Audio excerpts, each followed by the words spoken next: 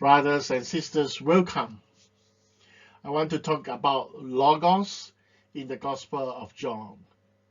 The Greek word for the word is Logos. When we read John's Gospel, we come across Logos. John started his writing by an explicit description of who the Logos is. He is trying to use this Logos to bring up the theology relating to the person, nature, and role of Jesus Christ.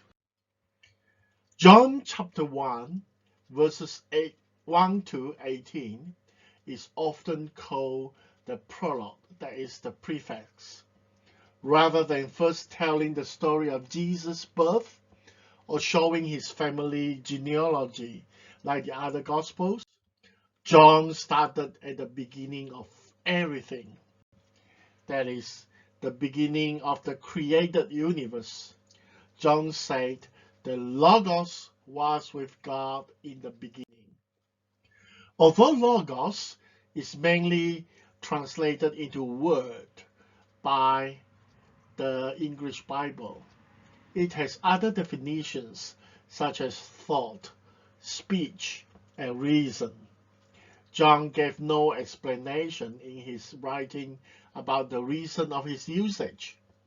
Apparently, he assumed his readers would be familiar with the title.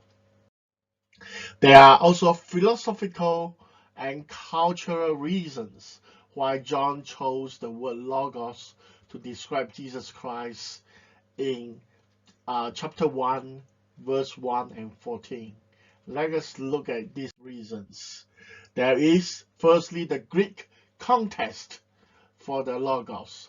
Some scholars propose that at the time, while the Gospel of John was written, a dualist belief system called Gnosticism was taking root in Christianity.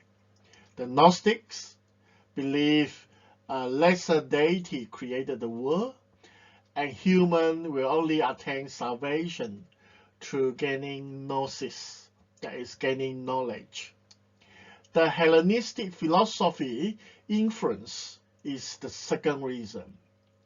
A Greek philosopher, Heraclitus, believed that the universe is essentially rational, and he used the term logos to denote a divine order which governed the universe and everything in it.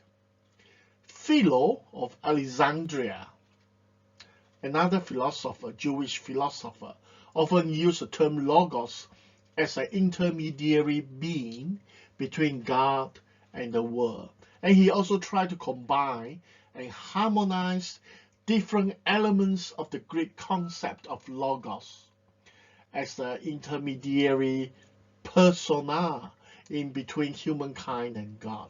Lastly, we can look at the Jewish context for the Logos. When we read Genesis about the creation in chapter 1, we see verses like, and God said. To the Jews, the word of God symbolizes a powerful and creative God.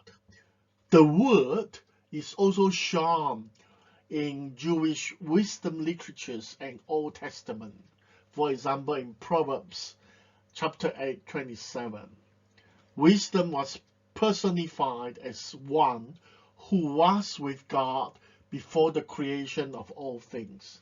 We can see why John used the title Logos, because the concept of Logos at that time is easily apprehended by the Jews and also the Gentiles. In John chapter 1, verse 1, he alludes the pre-existence and intimacy of Jesus' relationship with God, and he distinguished God the Father from the Word. This verse is telling us about God in himself. And in chapter 1:14, John said, the Logos took up residence among us. He alludes that to the Old Testament's tabernacle where Shekinah, God's glory, resided. John was suggesting the incarnated Jesus had already lived among us.